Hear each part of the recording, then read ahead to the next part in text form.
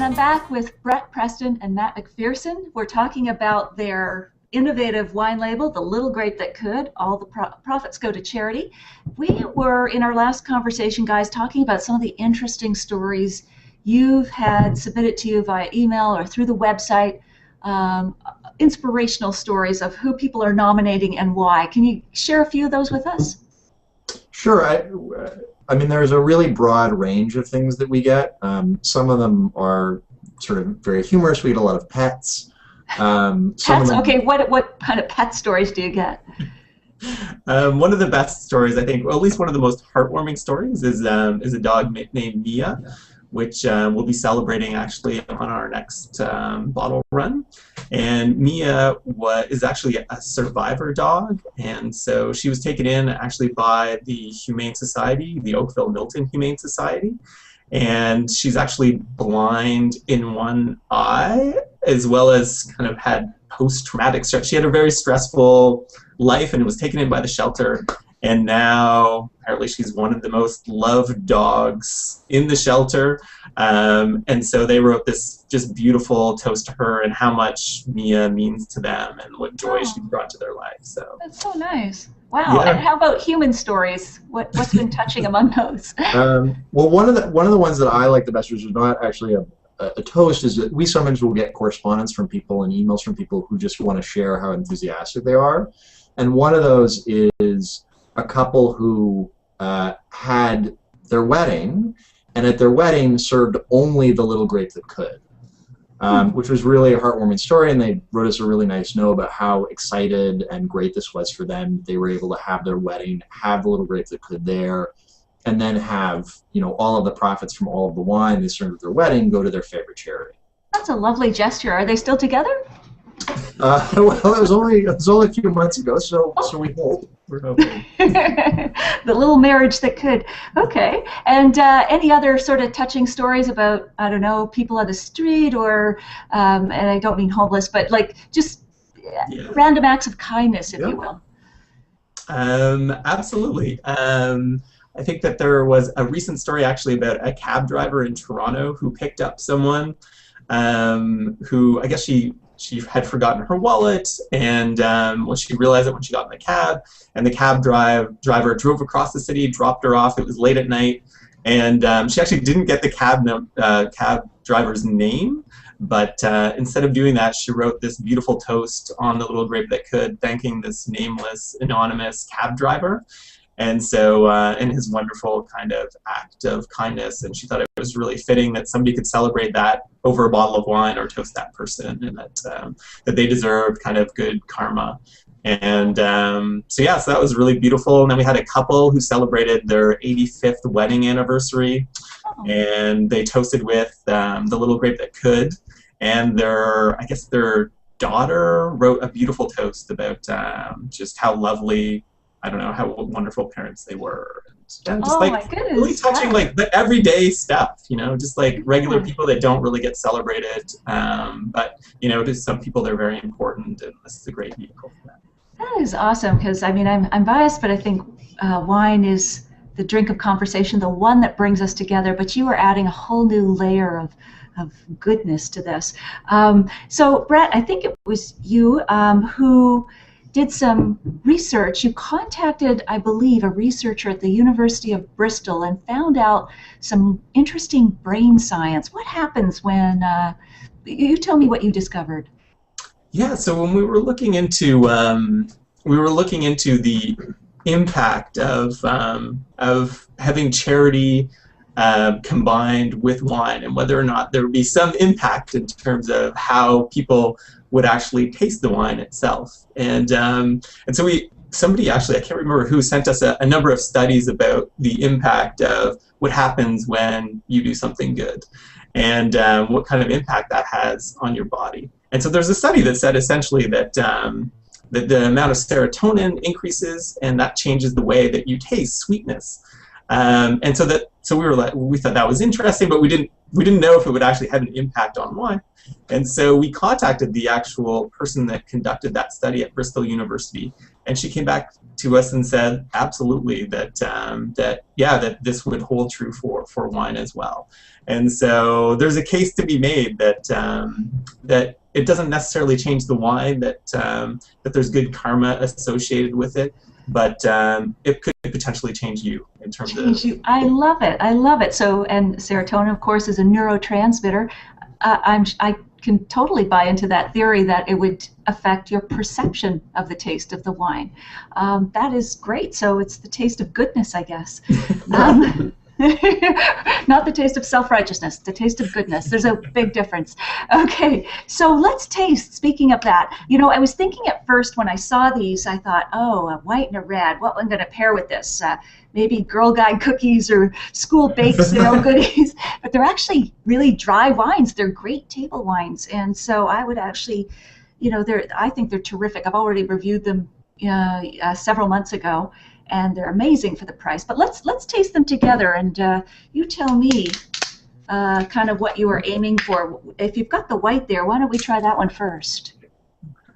And this Torrontés from Argentina, a beautiful floral aromatic white wine.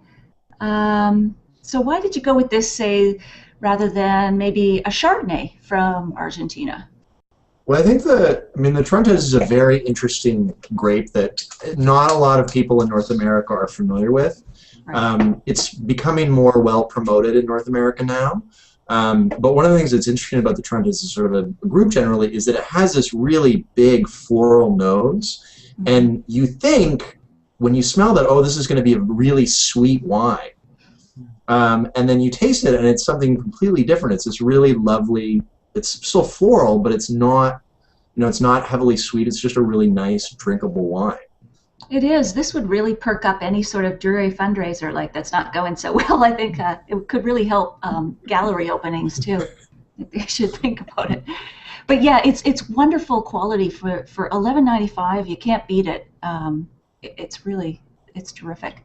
Have you gotten feedback on the wines themselves from those, not so much the critics, but you know, the everyday consumers who are buying them through the liquor store? Yeah, we definitely have. I mean, the white in particular, I think, because it is something a bit different, and people, excuse me, weren't familiar with the Torrontés, we got a lot of really strong positive feedback about the white. But more than that, the interesting thing about the wine is that the vast majority of people who purchase it don't realize that the money goes to charity. And they don't realize that they can select the charity, but they're buying it on the basis of a quality wine. And yeah, I guess it's a good thing. We actually made a mistake and we didn't include the charitable message on the front label. And apparently the vast majority of wine consumers don't read the back of the label. And so, but for us, just open the wine. So for us, it's actually a really good sign because people love the wine, and the charity piece is somewhat of a fringe benefit that they find out about later. So it's a real tribute then to the wine, and that's great. It'll stand on its own 2 feet, so to speak, just like other, you know, fair trade and so on. We buy on taste, especially for a product like wine, which is a luxury and indulgence, and so on. It has to be good, and I do think both of these deliver. So let's open the red as well while we're here. Nice that you have screw caps, can get into them quickly. No special equipment needed.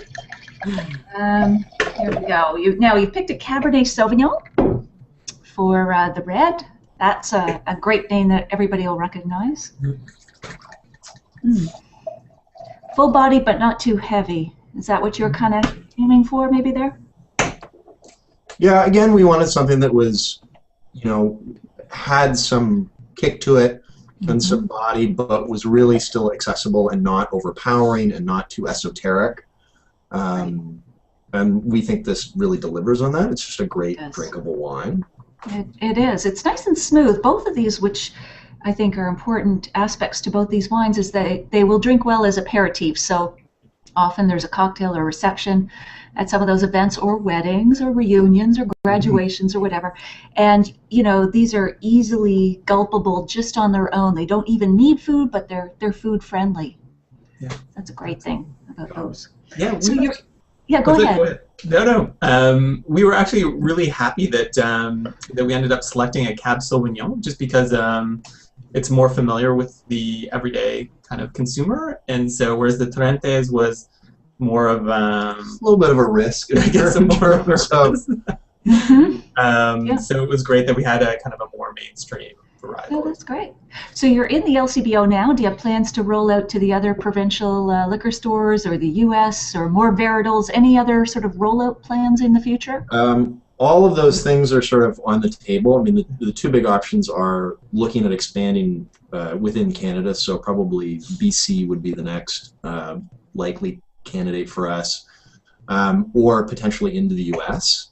But that is, I mean, it was a kind of 2.5-year process from sort of concept inception until we were on shelf in the LCBO. So it takes a long time to actually turn the thing around and make it reality. It's really hard too. Plus, we have just volunteers, and so it's how much effort are they willing to put in. They've been really happy so far with the results, but yeah, we have limited bandwidth, and so yeah, so be interested. We'd love to do it. It's just a matter of when's the right time, essentially. And so, aside from that, what is your big dream for this project? Like, what would be your grand vision 5 years from now, 10 years from now?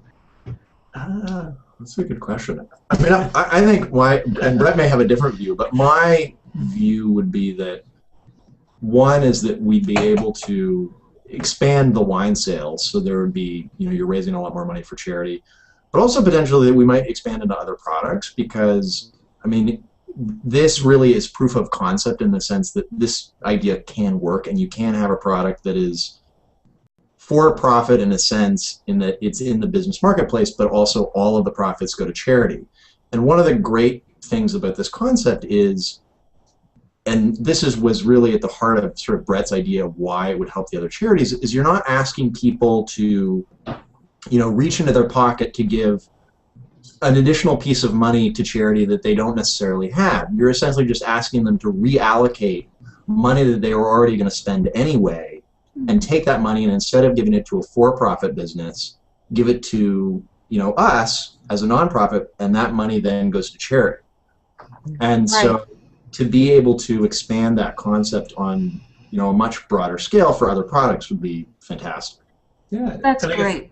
And I guess for me, it's more about if we could feed 30,000 people, as well as save, I don't know, thousands of cats, and there's just so many small charities, or we could help the escarpment biosphere buy a little bit more land, And so the interesting thing about the project is that there's so many people doing such great work out there, and that their only constraint really is the financial means. And so if we can help them achieve their goal, because that's what they're good at, I think that for me would mean a success. And I think the first step has been great, and we really want to thank everybody, because it's been a wonderful reception, both at the LCBO and for all the consumers, and for people like you as well to take an interest in the product. And also, we're really pleased with the product itself. It's a high quality product, and we think it's great value for people. And so I'll bet you, Brett, if your father, I'm sure he can see us now.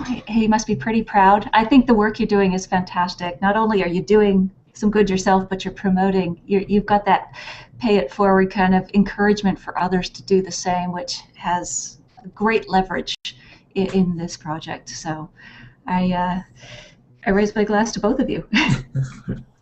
Cheers. Yes. All right. Keep up the good work, and we'll follow your progress as you go.